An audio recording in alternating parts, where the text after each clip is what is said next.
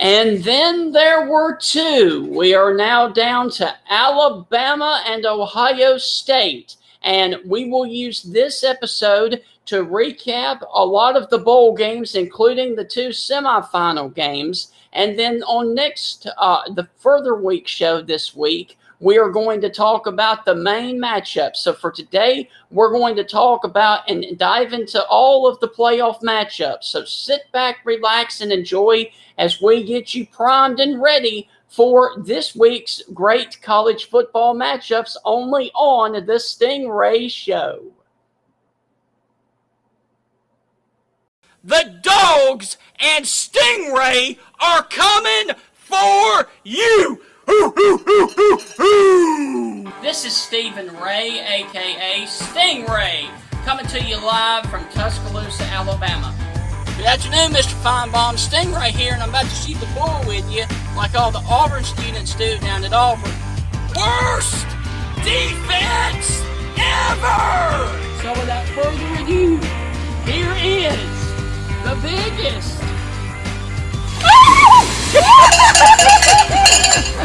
Alabama going for the field goal. The kick is up. It is away. It is no good. Chris Davis bringing it out of the end zone. Oh, he's got blockers.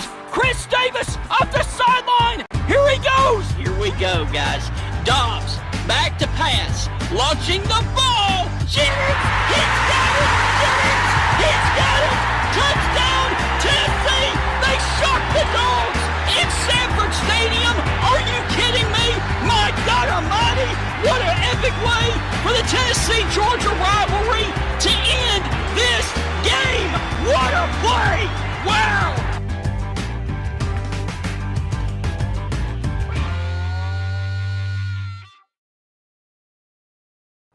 Well, welcome inside another exciting edition of the Stingray Show, everybody. I am your host, Stephen Ray, and without further ado, I have a surprise for everybody. Let me go on ahead and play this clip from last week's show. I think this game's going to be a lot closer than what everyone expects. I think Ohio State has a puncher's chance this game. I really do. I think that Ohio State could shock some people. Clemson is clearly the better team right now, but how many times have we seen other teams beat teams that were clearly better? We see it all the time in college football. That's why we watch. That's why we cheer on. That's why we enjoy the upsets. Right. This is not some lackluster Ohio State team. This is not some joke Ohio State team. Unlike Notre Dame. Excuse me. Yeah, like Notre Dame is they're a joke. I don't want to call them a joke. They're a good football team. They're just not a great football team. Right. They're a very good football team. But, I'm sorry, Stephen. This game is just going to be a whole lot closer than what I think everyone realizes. Last week, I thought this game was going to be a huge blowout. Clemson is clearly the better team, but I've just got this sneaky suspicion Ohio State is going to come out and play over their heads in this game. I really think that last year's game, it's got a little something to do with it. Fields, a lot of people doubting them, a lot of people screaming that Ohio State shouldn't be in the playoff, a lot of people hating on that. I think that's all motivation for Ohio State. I think they are going to come out hot. I think they're going to come out mad. They're going to be focused. I think Ohio State is going to play an extremely high level. And if Clemson has a problem, a slight turnover, come out flat in the first half, whatever, first quarter, this could be a problem. So can Clemson come back and beat them? Absolutely, easily. But I think Ohio State will come out, and they will come out hard. They will come out fast. They will come out strong. And I don't know, man. I'm leaning toward Ohio State. I'm actually going with Alabama, Clemson again down there in that game. And I believe, if memory serves me correctly, you're going Alabama, Ohio State. Yeah, I'm going to go Alabama and Ohio State. I hope it's Clemson. I like Dabo. I want him to be my neighbor, right? Yes. But, I like I like Alabama. I like Ohio State in the national championship game. I think Ohio State is going to come out mad and angry, and I think they're going to come out really fast. So, without further ado, here is the man of the hour who actually called it correctly, sir. Hats off to you, my friend, Mr. Heath Hopkins. How are you doing today? I'm doing good, Stephen. How about yourself? I'm doing good, man. And so congratulations on that amazing pick. And first off, what were your thoughts about that game? Well, first, my thoughts on that clip is it looked like I drank some Benadryl before I came on. It looks like I was about to go to sleep the other day. I agree with that. Well, man, Ohio State actually played with a huge chip on their shoulders, man. They came out and they absolutely blew Clemson out of the water. I was not shocked that Ohio State came out focused. I was not shocked that Ohio State came out fast. I was not shocked that Ohio State had a great game plan. I was just shocked at how ugly it got. Yes. I mean, the more Ohio State inserted its will and opposed it on to Clemson, the more Clemson wanted to quit and fold. I was shocked by that. Clemson is a great football team. They are. Trevor Lawrence, one of the greatest football players in college football history. But man, oh man, that was a woodshed job. And you and I talked about it. I thought the Alabama-Notre Dame game was going to be the blowout, and both of them were pretty much blowouts there at the end. Hey, Stephen, this is why we don't need to expand the playoff to 8 teams. This is why, because we got blowouts in the top 4 games. Yes. Do you think Alabama playing the 8th place team, that would have been a closer game? No. Probably not. And on top of that, I'll give you the argument at this. If a team like Oklahoma, who has 2 losses, who is playing dynamic football right now, if they're the 8th place team, okay, I'll give you that argument. I would watch a great Oklahoma team that's playing great football now at the end of the season against Alabama. I'll watch that game. But do you think the outcome would have changed? Probably not. Exactly.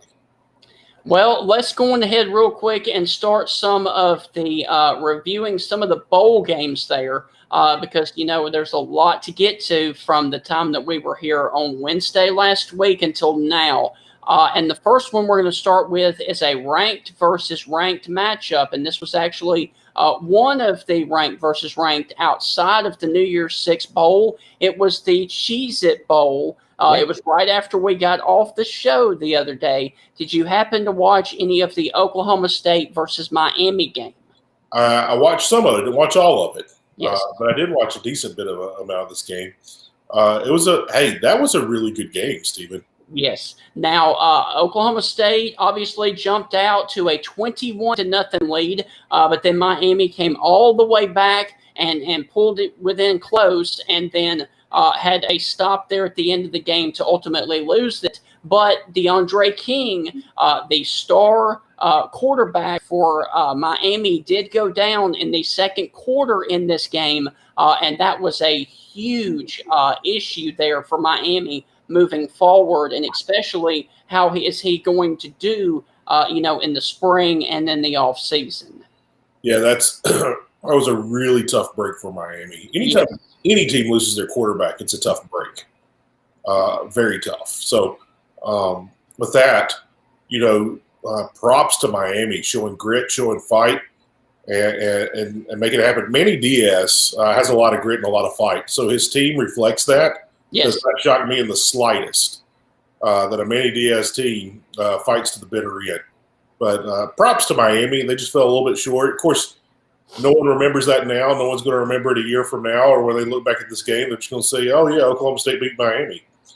And, of course, there's what we talked about, the Cheez-It being dumped on, the Cheez-Its being dumped there on what's his name? Yep. So that was pretty funny there. But hats off to Oklahoma State. They absolutely won their bowl game. And Oklahoma State has now won 4 of its last 5 bowl games. However, Miami has lost 11 of its last 12 and 5 consecutive bowl games. The real question from that game, Stephen, is how many hours and days later did Cheese still follow that mullet of Gundy's? That's rather interesting. All right, man. Well, what did you watch any of the Goodyear Cotton Bowl last Thursday? Yes. I watched up to about halftime, I think, with the rest of America, and then turned it off. Man, I got to tell you, that was an embarrassing football game there for Florida. Losing 3 in a row to end the year. They lost to LSU, they lost to Alabama, and now they've gotten blown out by Oklahoma. That's not a good look for Florida and Dan Mullen. And the question I have is, with the way that they prepared and looked in this game, was he potentially looking ahead to possibly taking an NFL job? Something to think about. Well, Mississippi State fans will talk about how Dan looked past the Egg Bowl a couple of years ago. Yes. I don't know if that was the case here. I really don't. I have no idea, Stephen. But Dan Mullen does have a very long track record of his teams fading toward the end of the season. It happened at Starkville a lot. That great 2014 season when they were number one in the nation. They lost the last 2 games of the year there. And finished with 3 losses. So yes, it's that's part of it. He lost all those games in November in the bowl game. So, Dan Mullen teams, they do kind of fade toward the end of the year. They do.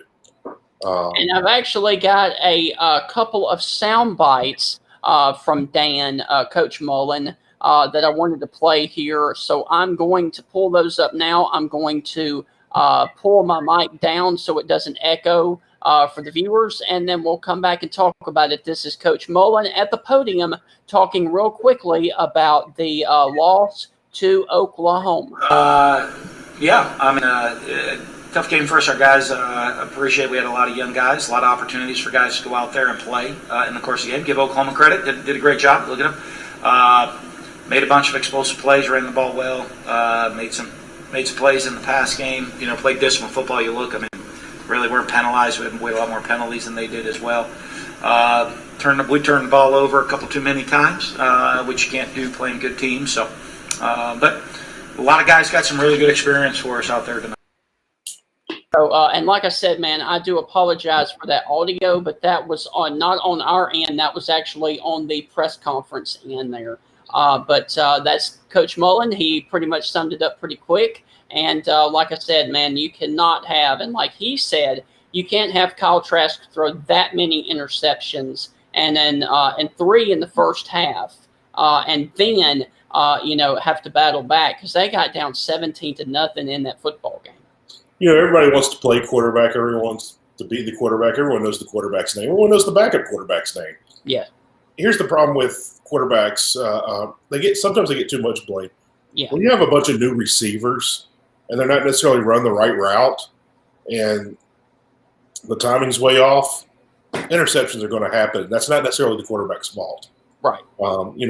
Trask a phenomenal quarterback, and I got a feeling Trask will have a decently long career in the NFL as well. But it's a shame that his season ended like this. He had a Joe Burrow-like season this year, outperformed Joe Burrow in some cases. Joe Burrow had the greatest season we ever saw last year. Dan Mullen took it on the chin, faded out toward the end of the season like he's done before, and has a reputation of doing it. And someone actually asked him a little bit later on because I think Florida, if I'm not mistaken, had like 22 players opt out for this football game. So they actually, a reporter in the press conference asked him, was this an anomaly or is this the new norm of players opting out before bowl games? Here's what Coach Mullen had to say, and it is rather interesting, and I would like to hear his thoughts on what we should do about the bowl season. Here is what Coach Mullen had to say about that. Well, I think that's an interesting question, Mike, and I don't have the answer for you that right now because I think this is such a unique year. You know, I mean, you're talking about a bowl game that we played on 11 days rest. We didn't really get to have the full bowl experience, which I think is, one of the things that make the bowl game so special is the bowl game's a reward for the end of your season, opportunity for young guys to come somewhere, to be places. I know there's so many stories about it, but a simple one. One year we were playing in the Orange Bowl, and not last year, earlier in my career, and that guys is like, hell, you have a day they bring you to the beach, they treat you to the beach, and guys are like, this is the first time I've ever seen the ocean.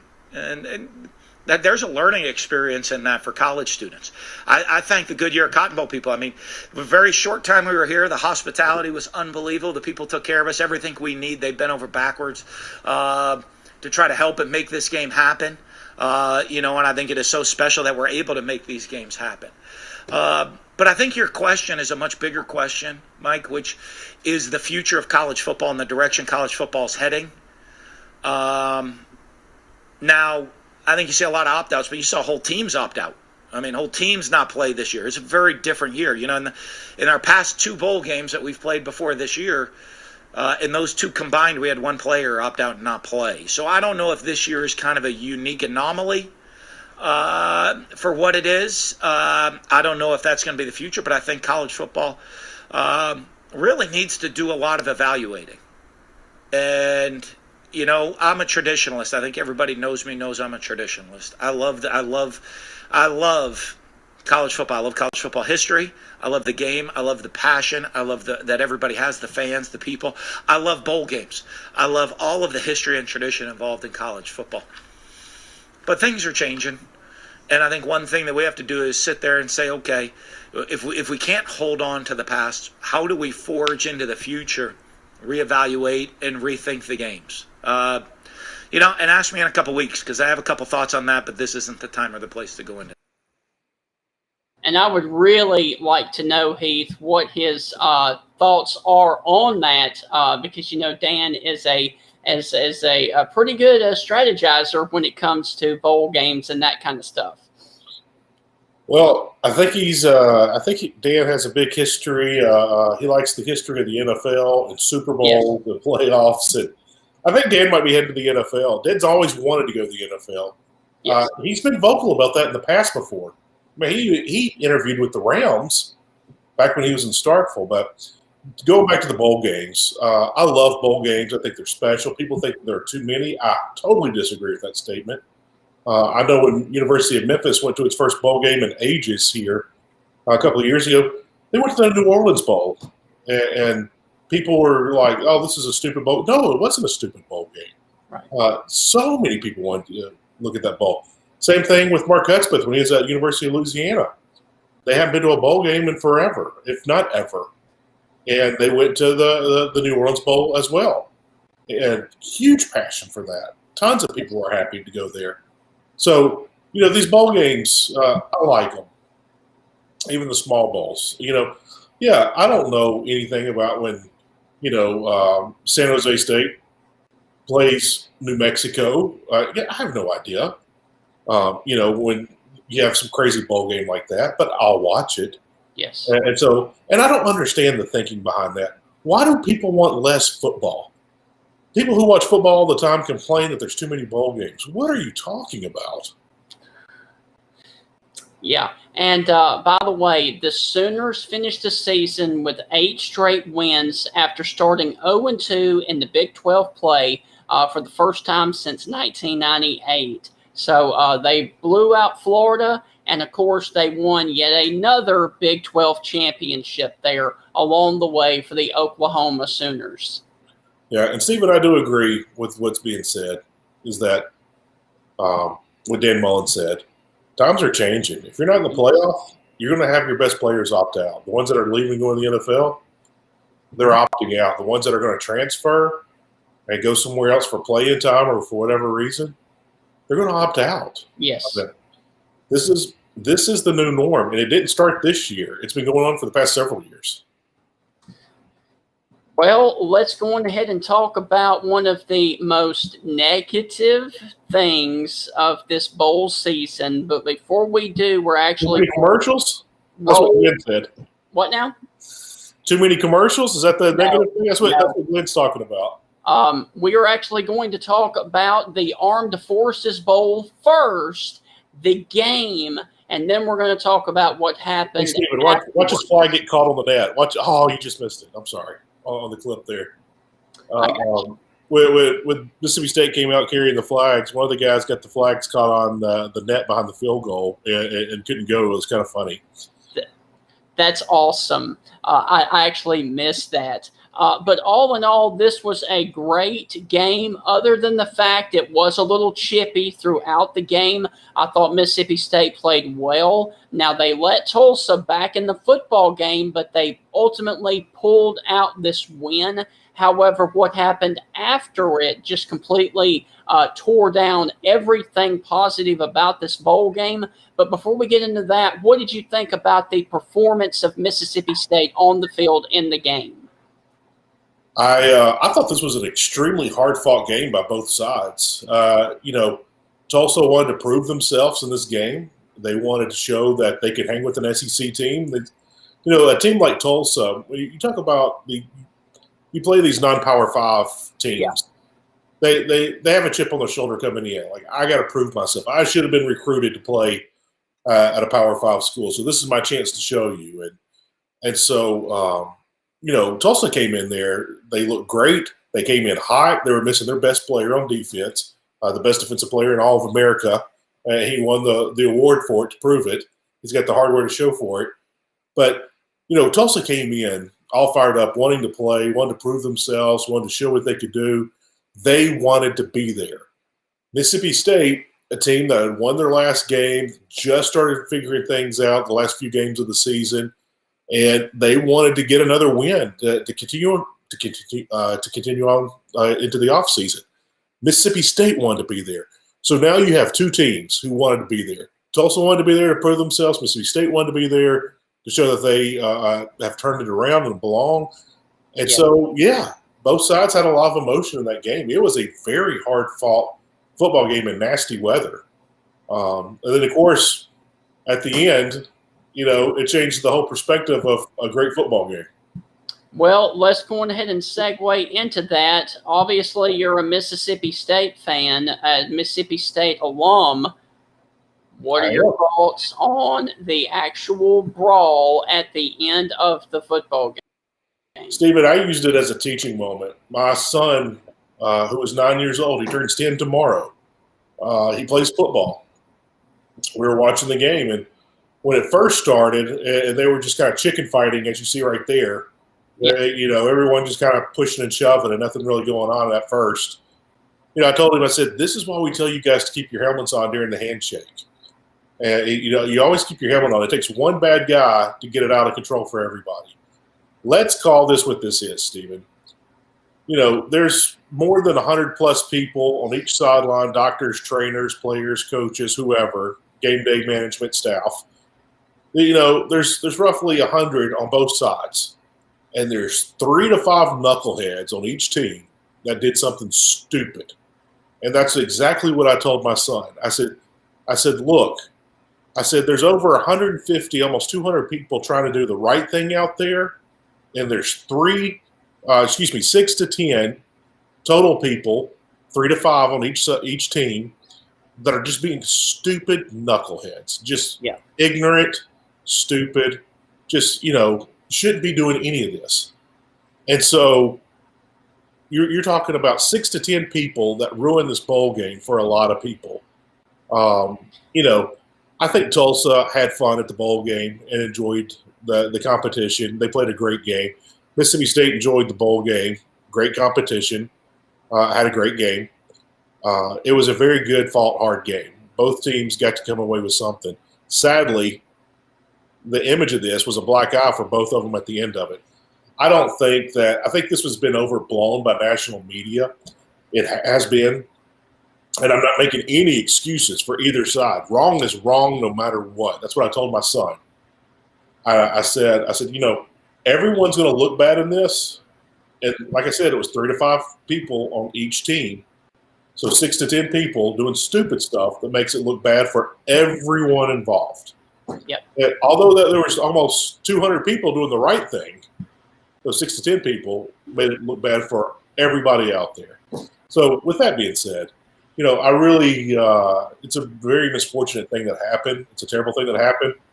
Well, let's call this what this is. Stephen, are there fights in baseball at least once a month? Yes. Are there fights in hockey every other night? Yes. Is this the first football fight we've ever seen? No. This wasn't even the first bowl dust-up of the 2020 season. There was another bowl game that got out of hand. I can't remember what it was, but it was last week. It was nowhere near as bad as this. But, I think it was the Western Carolina. The Western Kentucky game. Maybe that's what it was. I remember seeing the little dust up there. But look at the SEC championship game with Florida and Alabama. It almost came to blows with the teams coming out in the field. Look at Florida and Missouri this year. Dan Mullen, before halftime, thought it was a cheap shot by Missouri and comes out of the locker room waving his hands trying to get everybody ready. And then Dan Mullen sends a message for the first couple of plays of the second half. So this is not the first dust-up. Everyone wants to act offended and everything. Okay, you can be offended. That's your right. It's America. Do whatever you'd like. But let's not try to be holier than thou, thinking that this is the only football fight that we're ever going to see on a football field and we'll never see another one again. Wrong is wrong. Both these teams are wrong. Both these teams embarrass themselves. Both these teams will be punished. But let's not take it overboard and just start screaming that we should take all the scholarships away, not play football, fire every coach, and never have another home game again, and we're done with football forever. What is the point of that?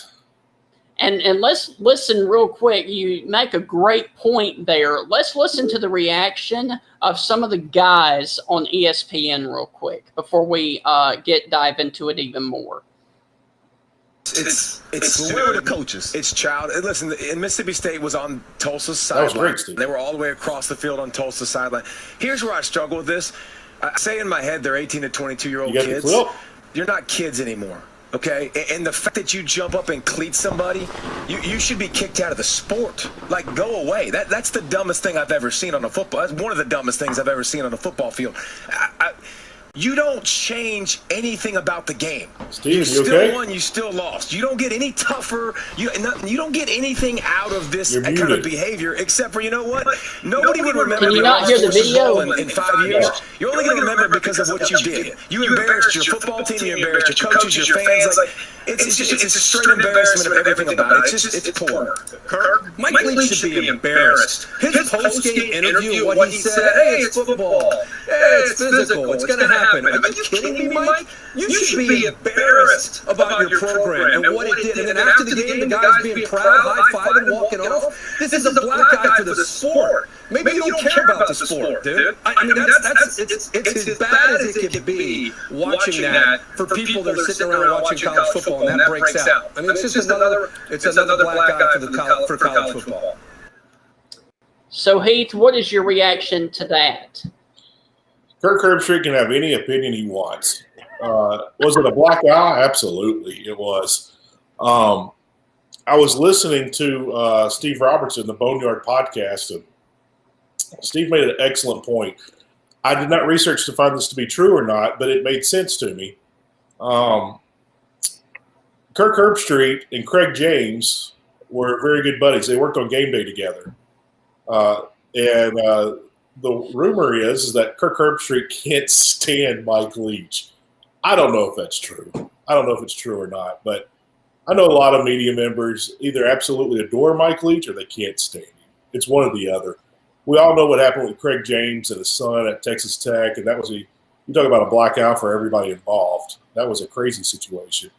Oh, yeah. But Mike Leach was found to be innocent of everything and be cleared of all wrongdoing in that situation. Hey, Stephen, if someone came after you, I'm going to take up for you. So I don't mind Kirk Herbstreit standing up for Craig James and going against Mike Leach. Okay, that's fine. You can have any opinion. Was Kirk Herbstreit right? Is this a black eye? It was. But Kirk, the drama. Yeah. And David Pollock, his drama too. I'm just kind of like, okay, guys, David Pollock was a nasty football player, a great, phenomenal football player.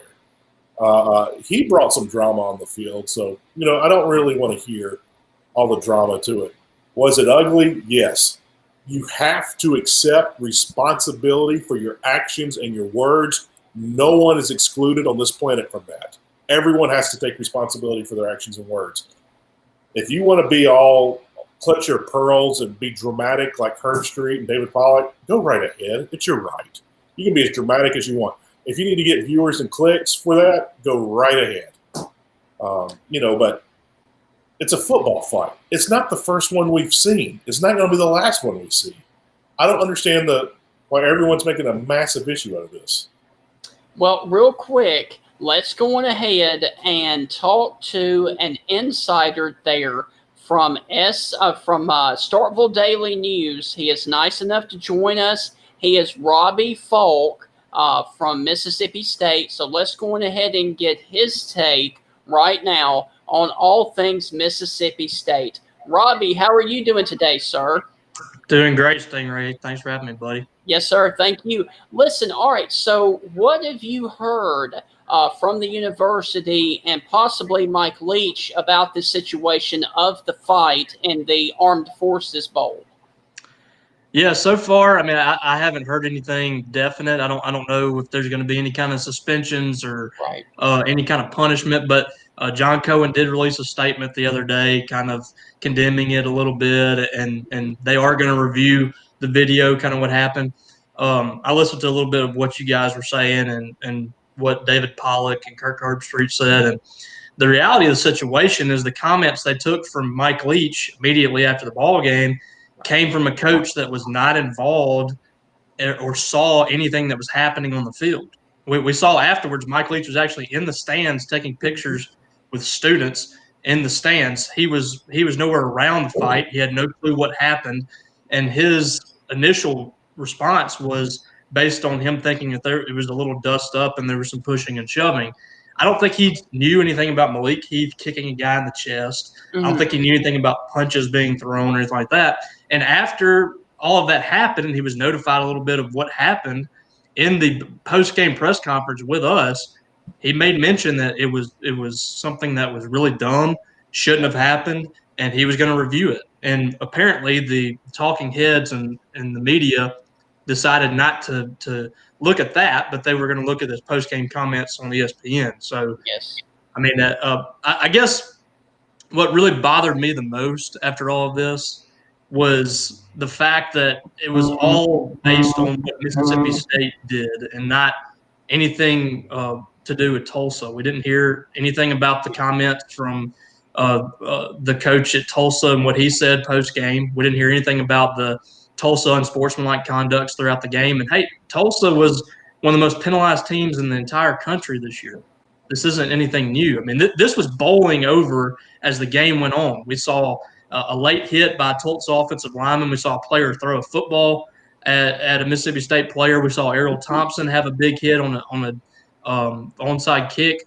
This thing was bowling over as the game went on. And by the way, there's been fights in football for 100 years. So to make a comment like this is as bad as it gets, I quote tweeted Kirk Herbstreit the other day about that. To dismiss sexual assault cover-ups in some schools and dismiss domestic violence cover-ups in some schools is ridiculous. But this was very dumb. It's inexcusable, and there should be some penalties for some of these players that were involved in this. Yes.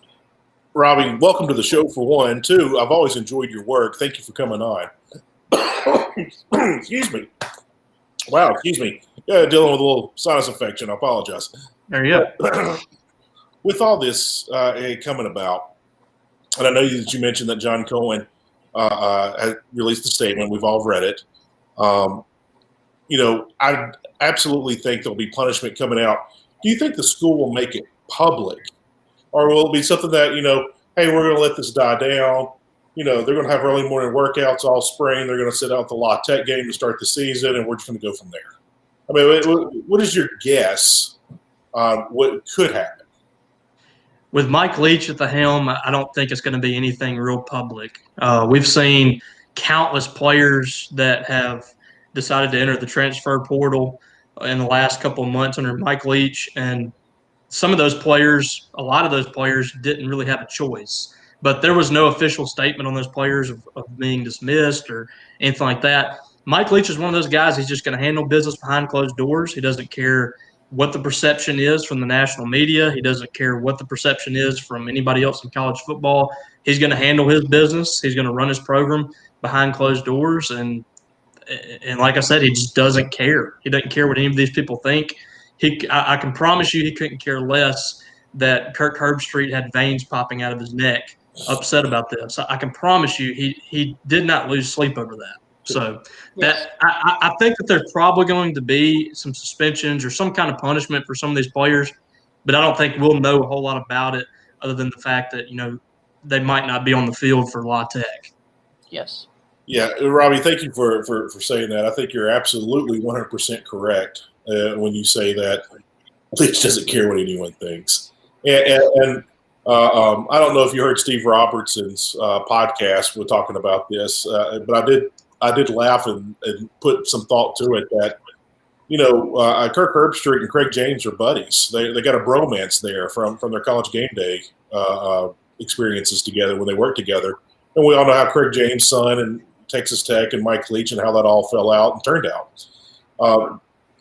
Do you think that this was a little bit over dramatic and overblown because this was the first game of the day? Nothing was really going on in the sports world. And it was like, hey, we got something to talk about. Because usually after games, they just got to move on to the next one. But it's such a slow day in sports. I think they just kind of like, okay, we're going to talk about this for the next, 48 hours and just be offended. And I just thought it was so much dramatic. Trevor Matich, who I love on ESPN, he said the same thing at every halftime and after every game and acted more distraught as the day and night went on. Yeah, I mean, we're talking about criminal charges and things like that. I mean, it was way overblown, but that's the world we live in at this point. It's all about shock jock and all that stuff. It's all about what can get the most hits, and ESPN especially has turned into sensationalism. It's gone beyond just reporting the news. It's now about who can give the best soundbite, and that's what we're getting. We're getting everybody's got to give their opinion on everything. Everybody has to get their pound of flesh.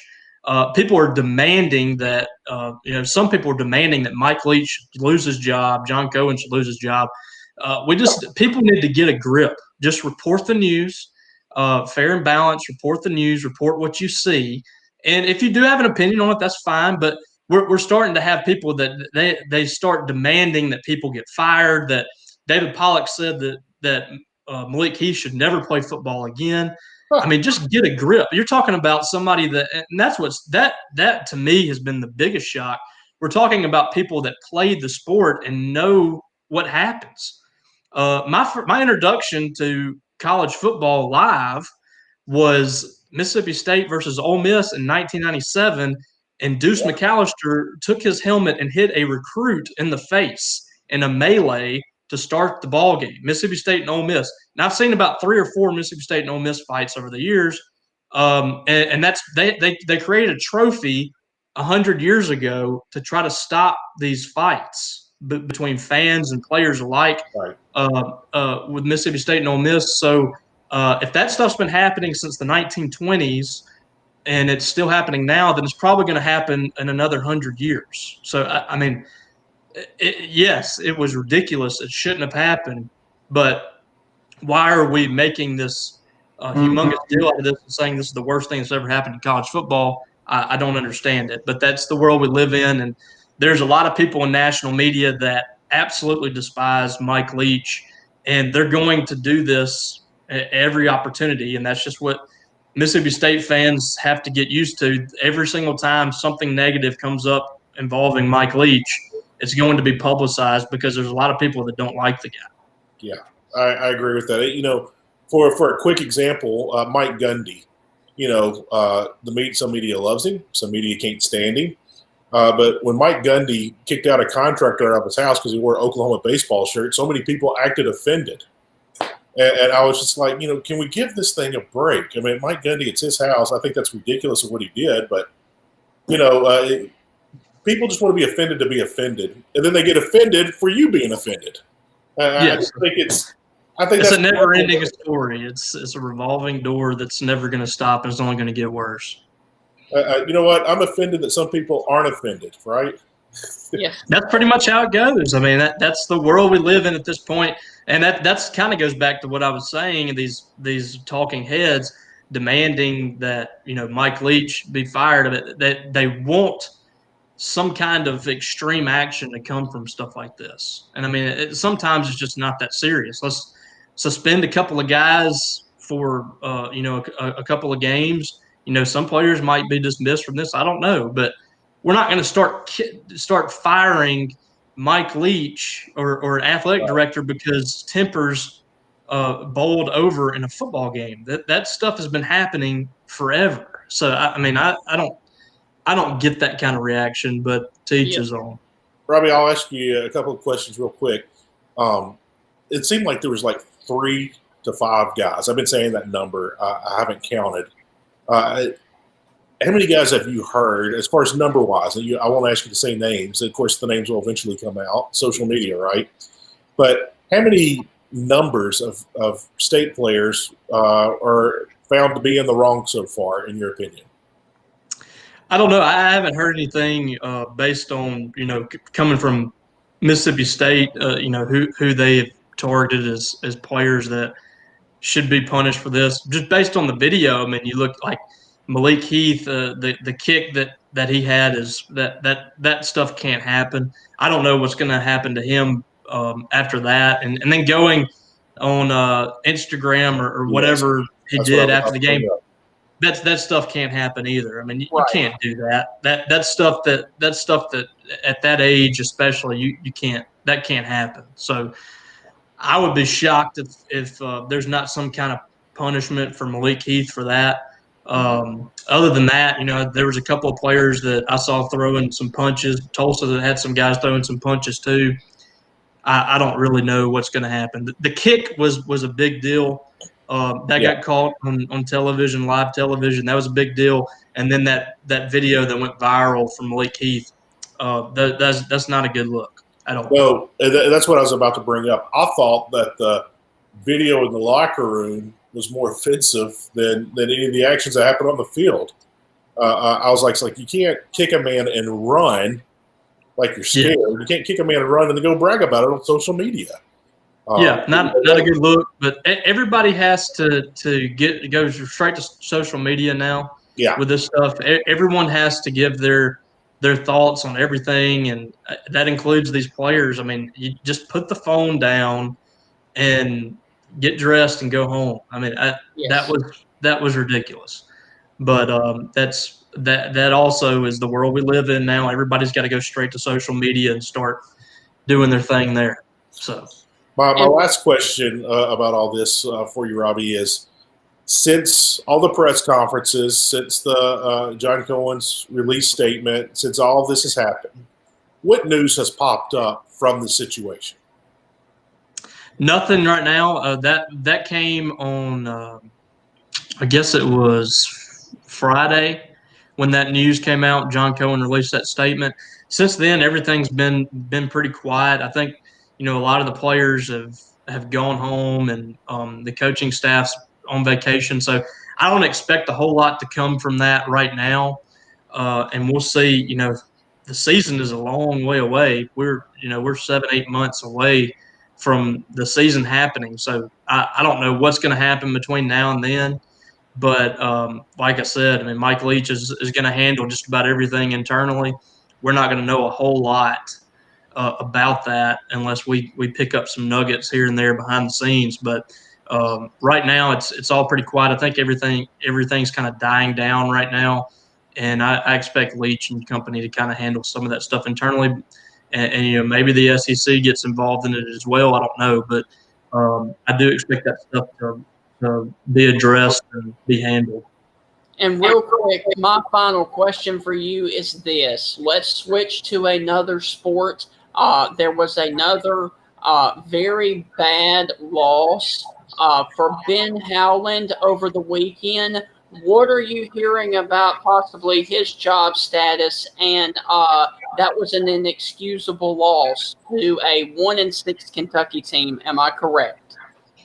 Yeah, it was definitely a game that was winnable, and those don't come along very often when you're playing Kentucky if you're Mississippi State. But they've had so many opportunities with John Calipari there to finish off Kentucky, and it just seems like there's some kind of stigma there. They just can't do it. And yeah, Yes. I tweeted during this game the other night. I've seen this exact game play out between Mississippi State and Kentucky about 10 times the last 20 years. Yes. And every single time they lose, every single time. They had a nice lead. I think they were up by 9 points when John Calipari was ejected. They had everything in their hands to win that ball game, and they just couldn't do it. They went to 2 overtimes, and this is not a good Kentucky team. They got really good talent, but this is a team that Mississippi State could have very easily beaten. As far as thoughts on Ben Howell and his job security, I'm not aware of anything, being pressing at this moment. I do think he needs to win some ball games this year down the stretch. He's got this team is a lot better than people give them credit for. I really like the talent on this team, and to me, it's a much more likable team from a fan standpoint. You should like these players because they play well together. They play hard. And I think they're going to be better as the year goes on. I'm not that down on this team. I think this team has the ability to win some games in this conference. Right. And, if they can win some games down the stretch like they did in the SEC last year, I think Ben Howland's fine. I know a lot of people would like to have a change there, but let's see what he can do this year with this team. There's still some young pieces there that need to learn how to win, but they have a big game tonight against Missouri. I'm interested to see how they bounce back from that Kentucky game. And if they can compete with Missouri. If they can compete with Missouri, keep that one close, and possibly even pull this upset, I think there could be some good things happening for this team moving forward. We'll see how it plays out. Robbie, real quick, something fun. I'm trying to read your cap. What does your cap say? This is ESO Club in Clemson, South Carolina. Yeah. I actually went to Clemson for for the SEC tournament, women's tournament last year, and we went to Clemson one day. Myself and Tyler Horka from Clarion Ledger, we went up to Clemson, which is just right down the road from Greenville, and we went into the ESO Club. It's been there for forever. It used to be an old gas station, turned into a juke joint. Now it's a good, a really cool bar right off the campus. And we met the owner of the bar there, sat down, and we had a couple of drinks with him, and we had some food as well. And the owner gave myself and Tyler Horka some free hats. So it was a cool experience. I went back this past year as well, and I was looking for the owner. He wasn't there that day, but it's a pretty cool little spot right off of campus. If you guys are ever in Clemson, go check it out. Well, are you familiar with Clemson Tom by any chance?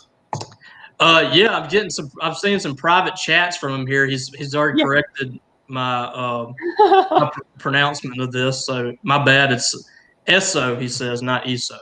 Yeah, I was about to say. He's got to be a guy that knows. I've only been there a couple of times. His name is Clemson Tom, so I'm going to take his word for it. Right. Yeah, is there anything you want to say to Clemson Tom before we bring him on? Oh no, I mean. Good to have you, Clemson Tom. Thanks for correcting me on that. I don't like to say things wrong, so I always get upset when people mispronounce towns in Mississippi and things like that. So I have no problem with somebody correcting me on that. Robbie, thank you so much for coming on the show. I thoroughly enjoy your work. Keep up the great work there at Starkville Daily and 247. And will you come back and see us again here on the show? Absolutely, guys. Anytime. I'm always free to talk. I like talking. I like talking, especially about sports. So I appreciate you guys having me on. Yes, sir. Thank you so much, and we'll talk again soon. Have a good one, guys. Appreciate it. Thank you. All right. Well, that was a great segue into our next guest, who is actually Clemson Tom real quick. So let's go ahead and bring in Clemson Tom and talk about the game with Clemson. Tom, how are you doing today, sir? I'm all right. You know, the sun rose. I'm good. Yes.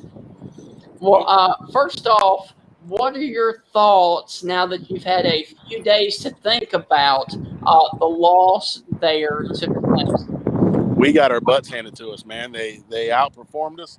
We got out coached. We got out prepared. It was just bad all around. We lost the game just all over. You can't say the ejection is what it was. I hate Ohio State with a passion. And they beat us, man. They came out, squared up, punched us in the mouth, and kept punching. We didn't have an answer for them. Yeah, it looked like they were a step ahead every single time, and it was just a bad day for us. Tom, I'm not going to rub salt in your wound. I'm not that kind of guy, but I've never seen Trevor Lawrence so dejected on the field before, and I was kind of heartbroken because I'm a Trevor Lawrence fan.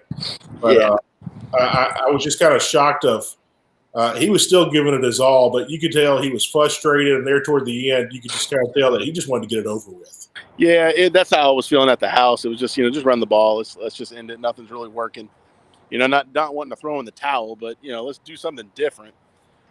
He didn't want to go out like that. And, we had a lot of injuries at receivers, so it kind of limited us a little bit, not using that as an excuse. But, you could tell that probably frustrated him a lot, too, when you're limited on who you can get the ball to. But, honestly, if everyone was healthy, we probably would have lost that game. I mean, they literally had our number in every single direction.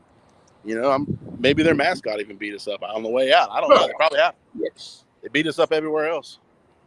What is the Tiger's name there at Clemson? The mascot Tiger. Tiger. Oh, so he's just called Tiger. Okay. Yeah, that's how good we are. We don't need to name our mascot. We're just Tiger. Keep it simple. So Bucky the Buckeye and Tiger. Yeah, if they had a thumb wrestling match, you're saying Bucky would have won that one the other night. That day, not the next day or the day before, but that day, yeah. Tom, where does Clemson go from this? They've got a great program. Everything's going in the right direction. This was just a small little setback on a great season. No, do you have a ball with you by any chance? Say it again? Do you have like a ball with you somewhere, just like a ball? No, I don't. Mm-mm. Okay, well, when you see a ball, pull it up about your head level and drop it. It hits the floor, it bounces right back up. It's exactly what we're going to do. We're going to bounce back. We got DJ Huga Sama Uga. Yeah, whatever. Can't think of his name. Uga, whatever. My wife can say it. I can't remember it. DJ. He's our quarterback. He's like second in the Heisman Trophy race for next year, which is ridiculous. Ugalele.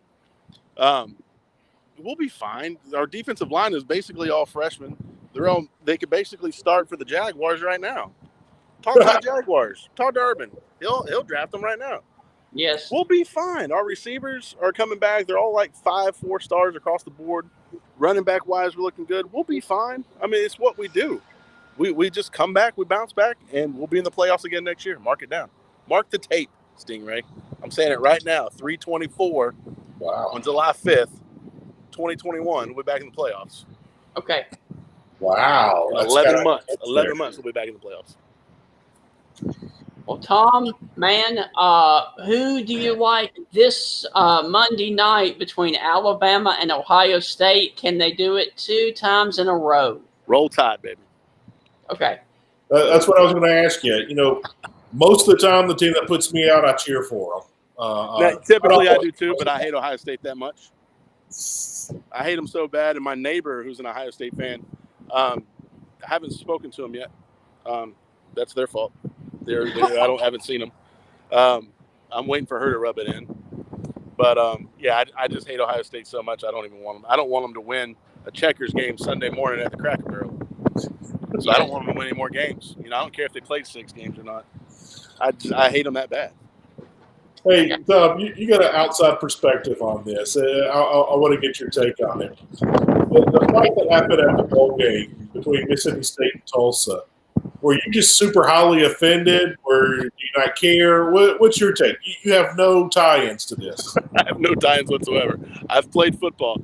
After a while, there's a lot of headbutting going on. There's a lot of hard tackling. There's some stuff that gets said on that football field that if some people realize was what's said, they probably like, We need to ban football altogether. Kirk Herbstreit, just needs to go shop at Baby Gap again and see if he can find something else that like cuts off the circulation to his head. Them T-shirts are getting too tight, Kirk. You can't think. There's no blood going up to your brain. You used to play. There's some trash talk going out there. Oh my God, someone fought. Did anyone get hurt? No. You know what did get hurt? Feelings and the cancel culture, and this whole, like you guys were saying, I'm offended. Like, there's people right now that are going to literally tear up Twitter and social media if Trevor Lawrence wins the Heisman Trophy. I almost want to retweet these people. It's people are saying it's a sad day for college football if Trevor Lawrence wins the Heisman. He's not the best player. Well, you know what, pal? Go eat some biscuits and gravy and just realize, you're going to wake up the next day and everything's going to be fine if Trevor Lawrence wins the Heisman. I'll be okay if Smitty wins the Heisman. Even though I want Trevor to win it, I'm okay with whoever wins the Heisman. My life isn't going to revolve around that. But you get these people that get so wrapped up with social media for the retweets and the likes, and they feel like they have to have a voice on every single thing. Shut up. Yeah. What, did your kid get drop kicked on the sideline? Yes, then cool. Then you should have an opinion and you should say, whatever you want to say. But you were at home with COVID, Kurt. You couldn't cough straight. You couldn't taste anything. You couldn't taste the bias coming out of your mouth with that nonsense. Just shut up already. Oh, somebody fought. I hope you don't go to a bar on a Friday night in a college town. You're not going to know what to do. Well, Tom, look, man, thank you so much for joining us, and hopefully we can do it again soon. I hope so, Stingray. I appreciate you guys having me on. Heath, you look good, brother. Thank you, Chief. Brooks Brothers Brooks. No, I got an Eddie Bauer shirt on, and this is a cheap suit, man. Nah. You got to wear it like you stole it, baby. Ain't nothing. Right. I got 4 kids. I got to buy baseball bats and pageant dresses and everything else. So that has to, dress cheap. Hey, man, you might dress cheap, but you look like $1 million, brother. I appreciate that, Chief. All right, fellas. I'll talk to y'all later. All right. Thank you, buddy. All right. I love Tom. I absolutely love Tom. Dude, he is awesome, man. So, all right. Well, let's segue into our third guest, and this guy is a well-known writer. Ladies and gentlemen, the one, the only, Mr. Ivan Maisel. Ivan, how are you doing today, sir? Doing well. Thanks for having me. How y'all doing? Doing good, sir. Thank you for joining us. Sure. Thank you so much for coming on the show. I want to let you. This is not a typical show of ours. Clemson Tom just kind of comes in and takes over everything when he comes on. Yeah. So it's kind of like Bob Uecker on the Tonight Show with Johnny Carson. You just got to sit back and let him do his thing. If I was a Clemson guy, I'd take over whatever. I'd feel perfectly fine about taking over whatever I could. Yes.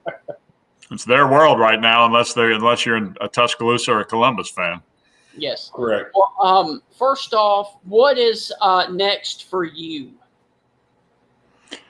What is next? That's a great question. I don't know. I'm talking to people. I've got a book coming out later this year about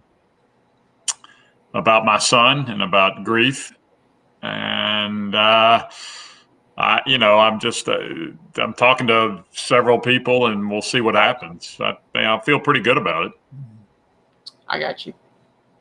Ivan, looking back on this college football season, we're not going to get into the Corona Bros and this and that. People said that we shouldn't play and we should, and anyway, we're here. We've made it. We've made it to the end. A lot of people talk about 2020 being a failure. Some people talk about 2020 being great with all the upsets. What are your thoughts overall for the 2020 football season? When you look back at it, what are you going to remember most about 2020 this football season? I think I'll remember two things, Heath. One is just how unusual the whole thing was from beginning to end. And I think the debate over whether games should have been played or should not have been played is going to go on a long time. And I don't know that there's a right answer. I'm somewhat amazed we got as far as we got with the season. And yet, given that backdrop, I think what Alabama has done to this point, and it may all blow up Monday night, but what Alabama has done to this point is remarkable for a number of reasons. I mean, one, obviously the offensive output has been otherworldly. I was sitting, when the O-line got the Joe Moore Award yesterday, I'm trying to think, okay, you got a decent chance they're going to win the Doak Walker with Najee Harris. You got a decent chance they're going to win the Heisman. Mac Jones won the Unitas. That's kind of a clean sweep. What other offensive award is there? I think there's a tight end award. I don't think Miller Forrestall is going to win that. So you may have to run stadium steps. But, it's just been and given all the things that a guy who is so by the book as Nick Saban, we're going to do it this way. We've done it this way on day 4 of week 11. This is what we do, and this is how we do it. And you go there to participate in that process. His ability to adjust on the fly in a season where that's all there was on the fly is really, I think, that's what I'll remember is a guy with his experience and his and at his age was able to make those kind of changes and not miss a step. We've had Tony Barnhart on the show several times, and Tony made a statement that kind of made me laugh. And the more I think about it, the more true I think it is.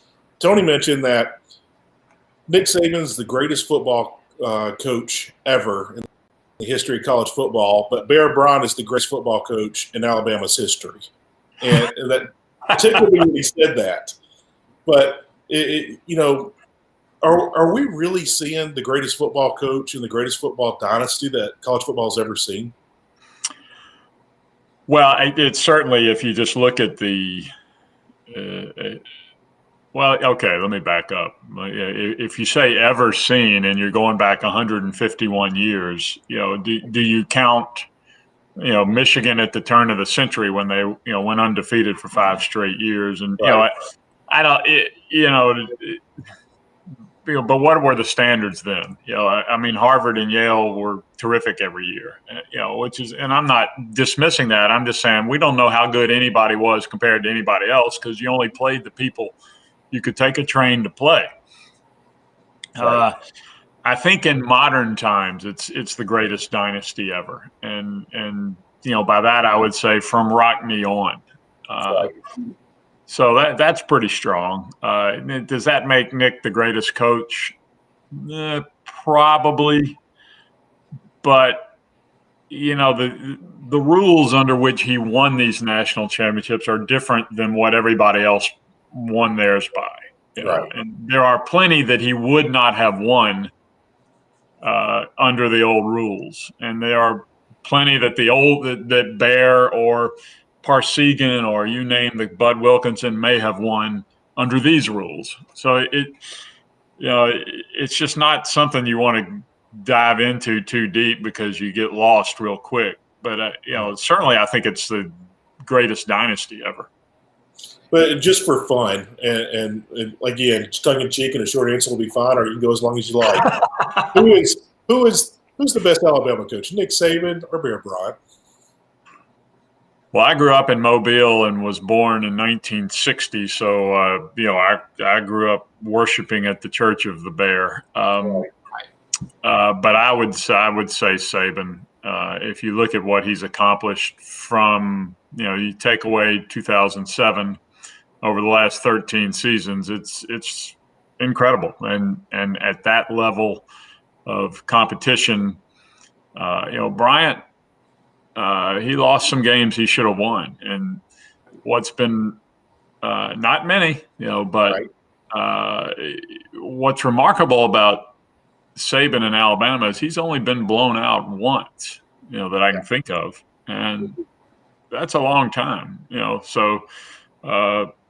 And the wins haven't, there haven't been a lot of, he's lost games that have been historic heartbreakers. He lost 2 to Auburn that way.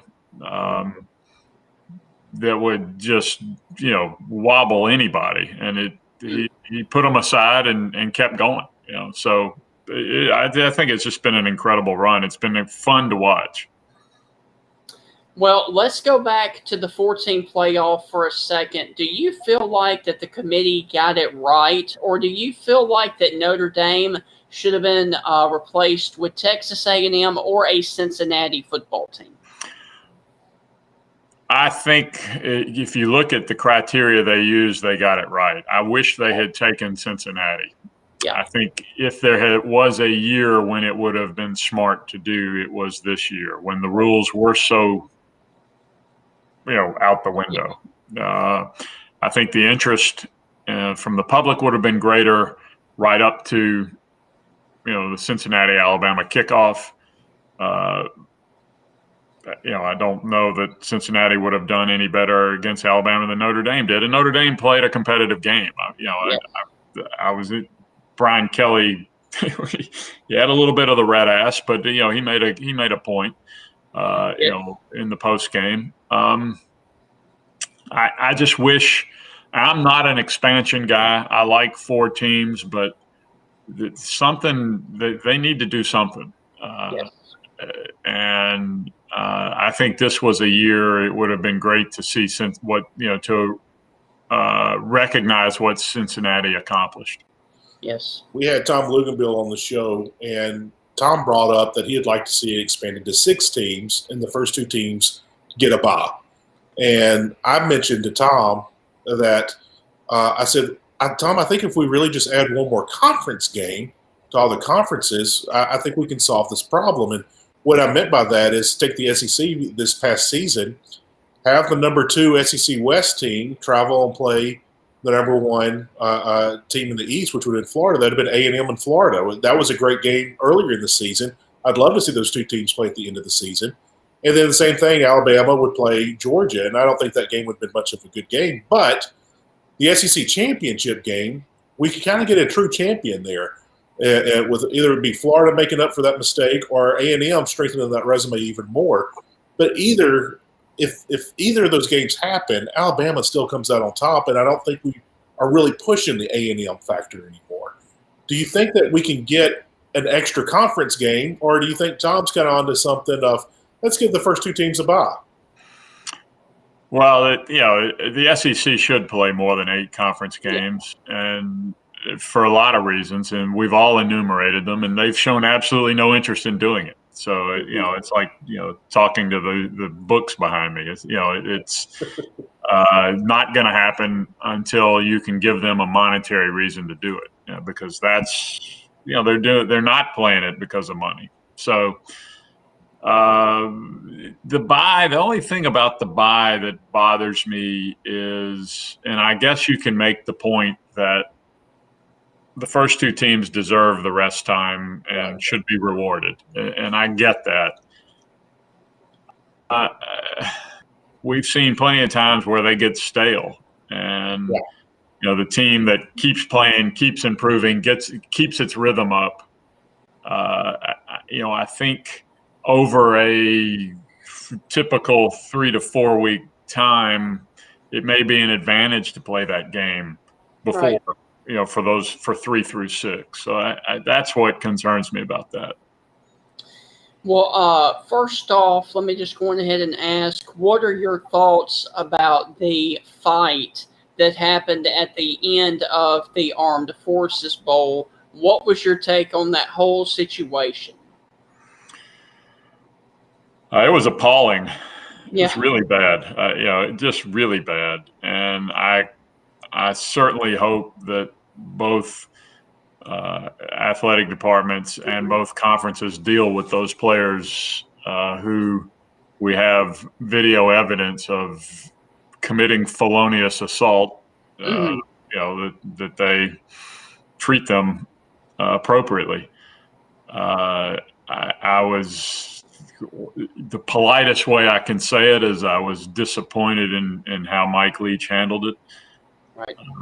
And I would hope that Mississippi State and or the Southeastern Conference not only delivers a strong message to him, but makes it public so that everybody in the sport and all of us understands that nobody's going to stand for that. And for him to just brush it off the way he did, I thought was ridiculous. Yes. I've been touching on that. We saw a video later in the day where Leach was in the stands taking pictures with students and fans when the brawl started. Clearly, he was on the opposite side of the stadium. And then, they asked him shortly after, and then he made that statement. And, of course, we all know Kirk Herbstreit was highly offended by it. But in the post-game press conference, did you get to hear Leach's words of what he mentioned about the fight? I didn't hear them. I read them. He was talking about the root of it was dumb. Everything was dumb.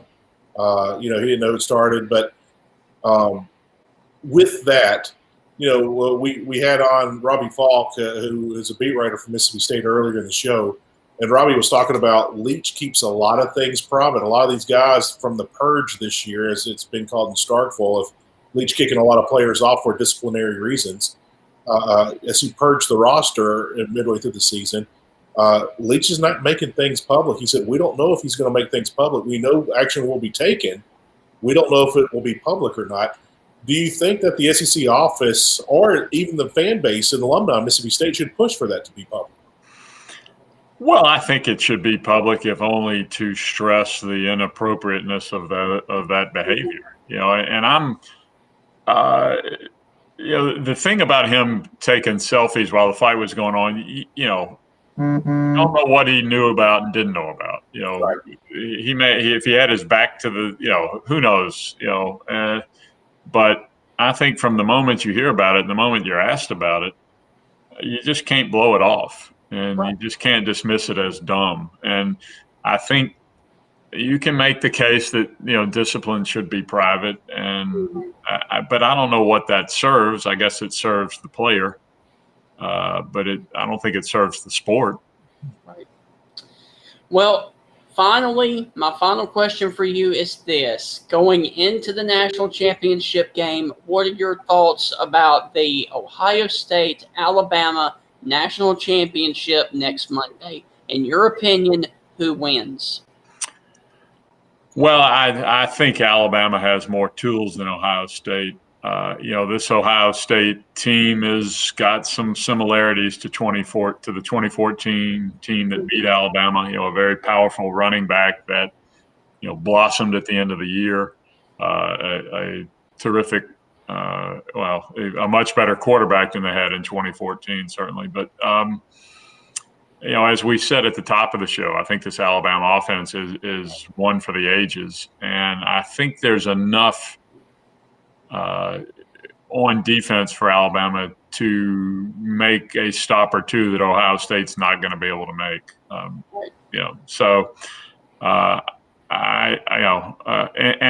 gotta believe that playing 12 games is more beneficial than playing 7. So, I think for all those reasons, I would stick with the chalk. Okay. I wanted to ask you, Ivan, a couple of fun questions before we leave. I know you're a Stanford alum. Has there ever been any alumni events that you and John Elway have had a conversation or two? Well, John was 2 years behind me in school, so I knew John a little bit in school, and in fact ran into him this past summer and played a round of golf with him. So I'm not going to tell you we're friends, but we're acquaintances. And I'll tell you my favorite. I'll try to make it quick. John Elway's story is. Keep it long as you like, brother. I'm sorry? I said you can keep it as long as you want to, brother. Okay. Well, he was, he played right field, and we and signed with the Yankees. Played a season or two of minor league ball. So in the spring, the Sunken Diamond at Stanford is just a beautiful place, and so we would go. Me and my buddies would go, and we'd take beer and sit up at the top level of the stands and just sit in the sun and drink beer and watch ball games. So. They're playing Arizona State, I think, and runner on third, one out, and fly ball to right field, and you know he's going to tag up, and Elway catches the ball, and we all rise in anticipation, and he just rears back and just sends this just straight clothesline ball, and the runner slides, and the Elway's ball hit about 10 feet up the backstop. He had a great arm. Totally missed the catcher, but it was such an amazing throw. We all broke out in applause. That's what I remember. For all the magnificent things he did, I saw him do on the football field, and I was there for the great 21-21 tie against number 1 USC in 1979. That throw is what I remember. Yeah, I've got to ask you this because I've heard John Elway talk about this, and I grew up a huge John Elway fan as a kid. But to see the Stanford Cal game, and he talked about when the band coming out in the field, that cost him a bowl game. He never got to do a bowl game. Yeah, and that game cost him a bowl game. What are your thoughts on that game? How did you feel about that craziness? And has John ever talked about that with you? I have not talked to John about that game. There was a terrific documentary that was produced probably 4 or 5 years ago about the play. 1982. I was in the stands. I had graduated, but I had gone back to see my buddies and to go to big game. And my memory, my family laughs because anytime anybody brings that game up, it's like a rote physical reflex. I say his knee was down, at midfield. So, of course, then we wouldn't remember the game. So, you'd lose one of the great moments in college football.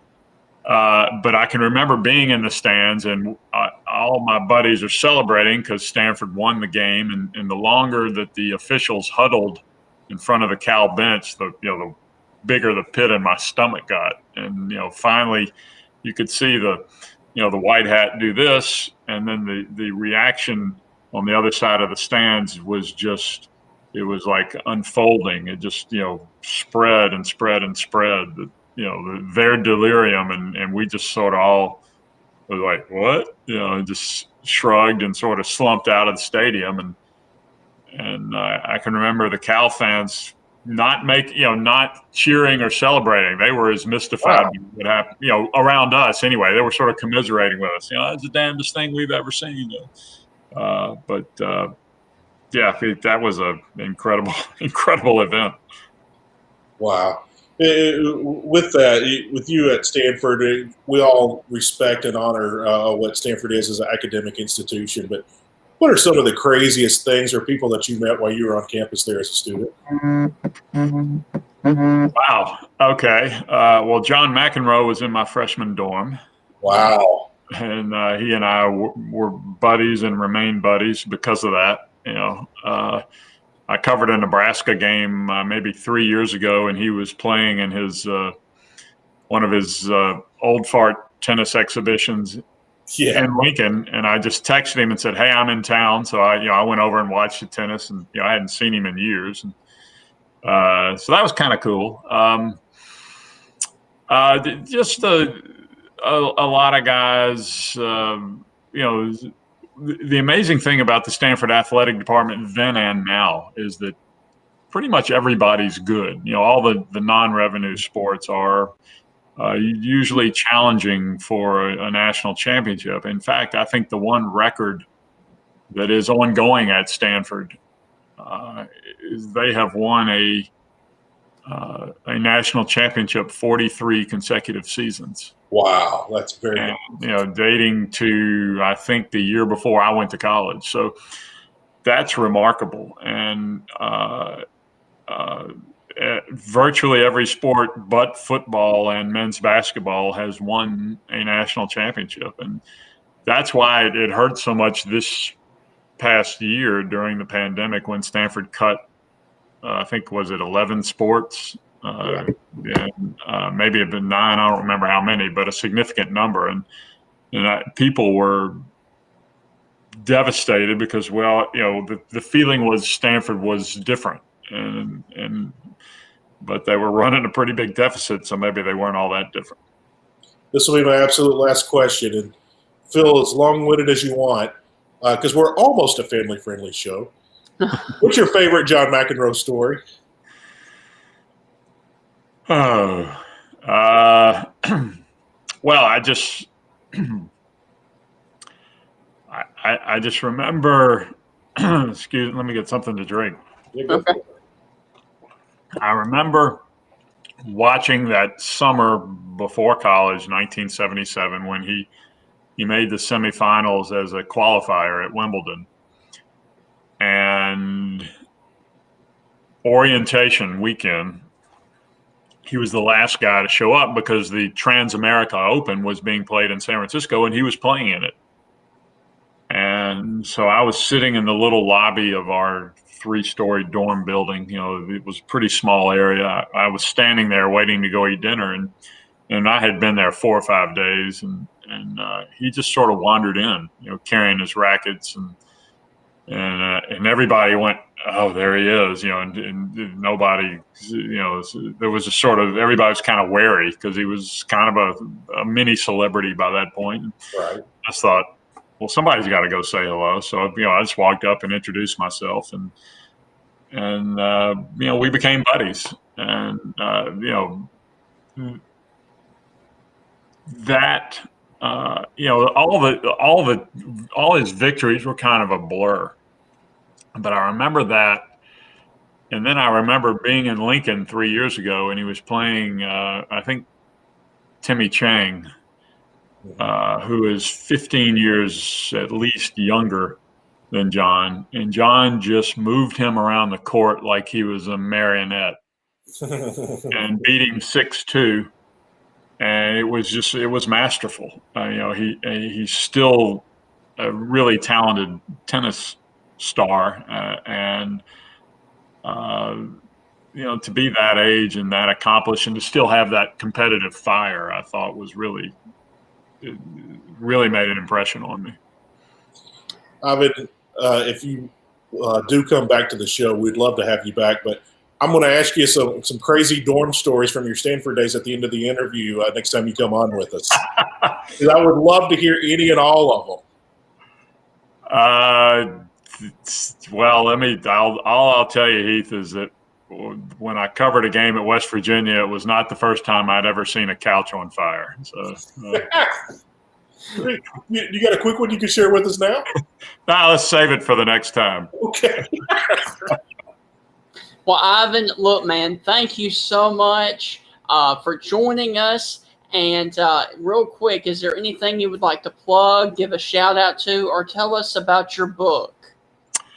Well, I'd be happy, Stingray, to tell you about my book. It's written of, you know, my son died, our son died almost 6 years ago, and ended his life. He was a junior in college, and so the book's about him and about my relationship with him, and about grief and how I learned Yes. to understand grief and to deal with it. And it's called I Keep Trying to Catch His Eye.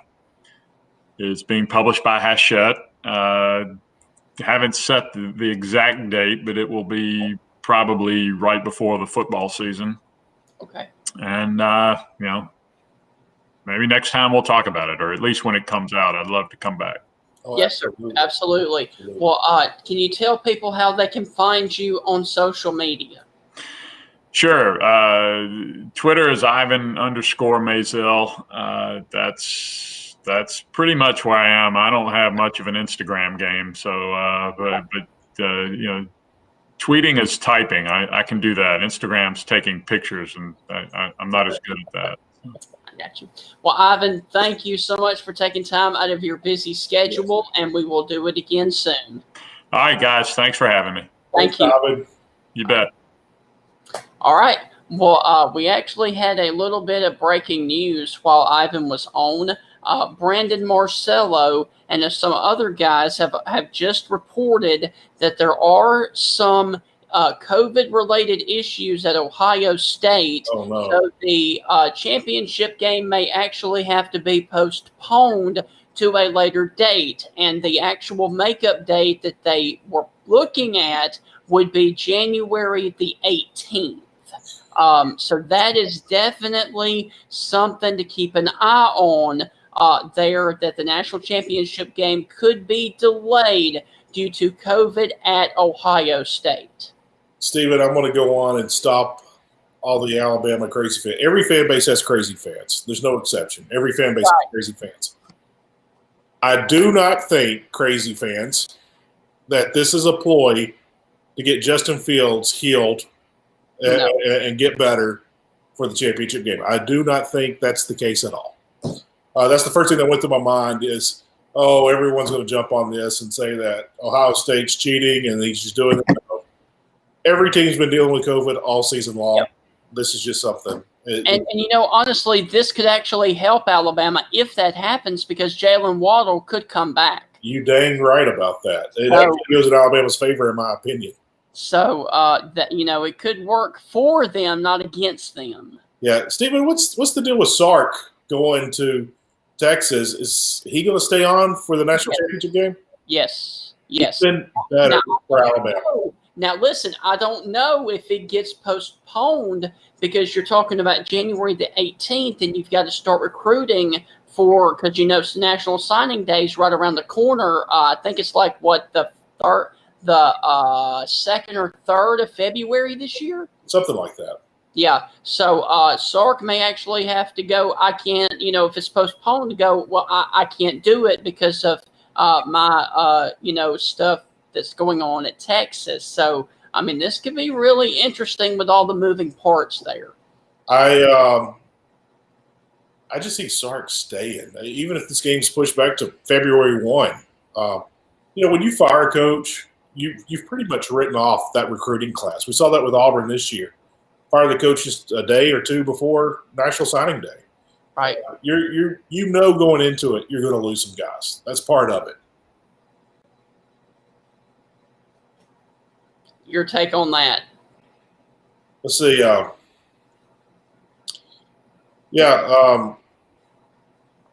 by the way, thanks, Glenn. He is a Georgia fan. I talk to him on a regular basis, and of course, he is an avid fan of the show. So, thank you, Glenn, for watching the show. Heath. Yeah, I don't think this is. I don't think this has anything to do with Justin Fields. I really don't. Okay.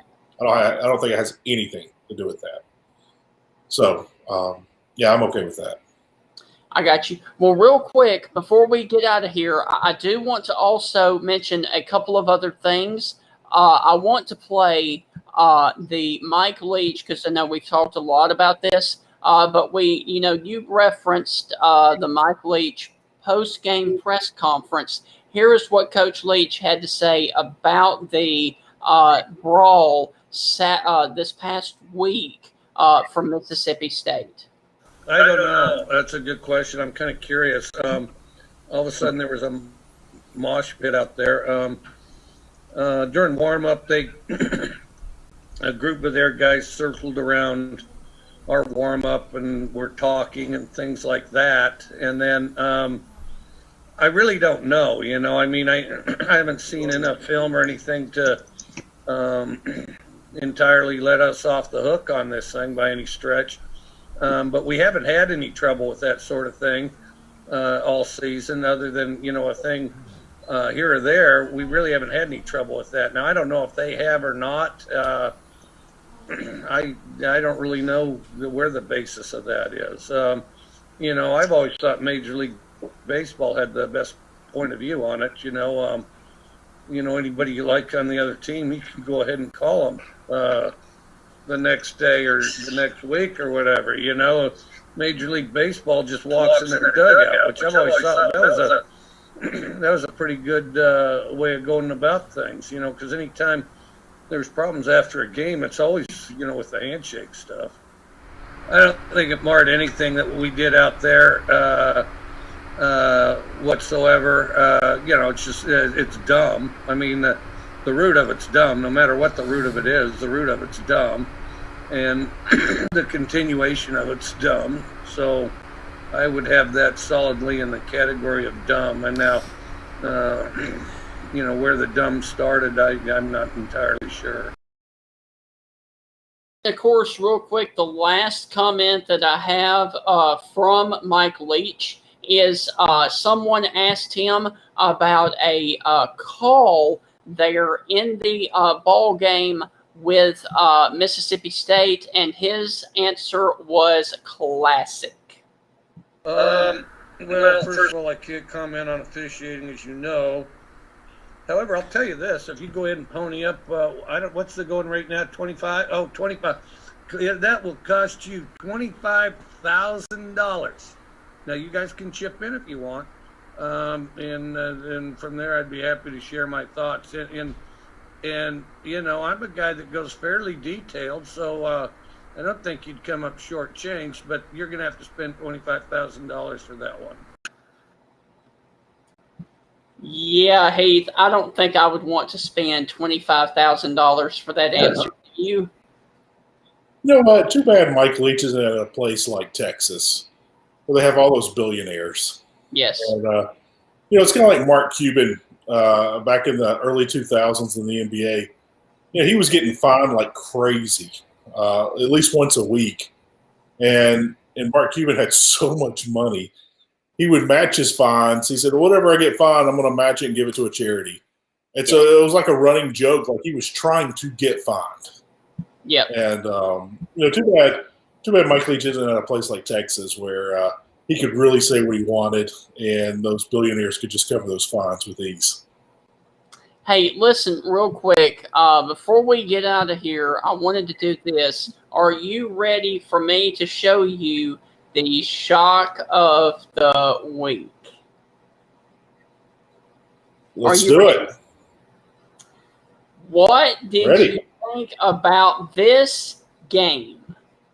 Alabama basketball went into Knoxville and knocked off previously undefeated number 7 Tennessee this past weekend, 71-63. Well, Tennessee is a good program. Why Barnes was fired at Texas, I will never know. I know why he was fired. He wasn't winning national championships, which is crazy for Texas fans to think, because what has Texas done in basketball since? But right. Alabama, they're starting to show lots of life. Yes. Here, Alabama's going to be an up and down team. They're going to kind of be a yo-yo team. They're still figuring things out. So there's going to be some games where they're going to blow teams out of the water. There's going to be other games where they're not going to show up, but they showed up the other night. That's a huge win up on Rocky Top. Absolutely. And Alabama made 8 of 11 threes in the second half and went 10 for 20 for the game. So they were red hot in that basketball game. So hats off to Alabama knocking off previously undefeated number 7 Tennessee this past Saturday. And it's going to be real interesting to see how Tennessee bounces back this week and how Alabama carries the momentum over to their next game. I don't have the schedule pulled up. Who does Tennessee got this week? I have no clue. I haven't looked yet. I've been focusing on the national championship. I think we all have. Yes. All right, man. Well, that's going to do it for this edition of the Stingray Show. We hope you guys have enjoyed it. Now, on the Friday edition of the show, we have a huge guest confirmed, and hopefully the game will still be on by the time we get to there. But Heath, should we go on ahead and let them know who we've got on the show for Friday? Absolutely. It is Chris Felica, a.k.a. Bear from College Game Day. I look forward to bringing Bear on. I've got a lot of questions that happen offset. Yes. But I'm looking forward to having Bear on and hearing his stories. And Bear's a huge he brings so much to college football and to the show Game Day. He brings a lot, and that's why we want to bring him on and pick his brain and let him hear some stories that he'll share with us and have some good times and some laughs with Bear. And we're also working on trying to get a former Ohio State player, Jay Richardson, who played in the national championship game for Ohio State. In the game that Florida blew them out, that was the Chris Lee year.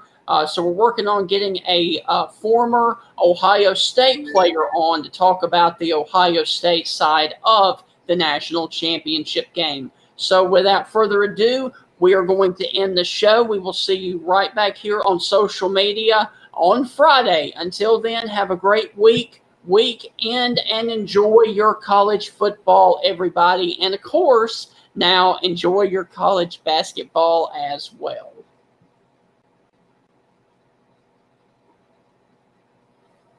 The Dogs and Stingray are coming for you. This is Stephen Ray, a.k.a. Stingray, coming to you live from Tuscaloosa, Alabama. Good afternoon, Mr. Feinbaum. Stingray here, and I'm about to shoot the bull with you like all the Auburn students do down at Auburn. Worst defense ever! So without further ado, here is the biggest Alabama going for the field goal. The kick is up. It is away. It is no good. Chris Davis bringing it out of the end zone. Oh, he's got blockers. Chris Davis up the sideline. Here he goes. Here we go, guys. Dobbs back to pass. Launching the ball. Jennings. He's got it. Jennings. He's got it. Touchdown, Tennessee. They shocked the Dogs in Sanford Stadium. Are you kidding me? My God almighty. What an epic way for the Tennessee-Georgia rivalry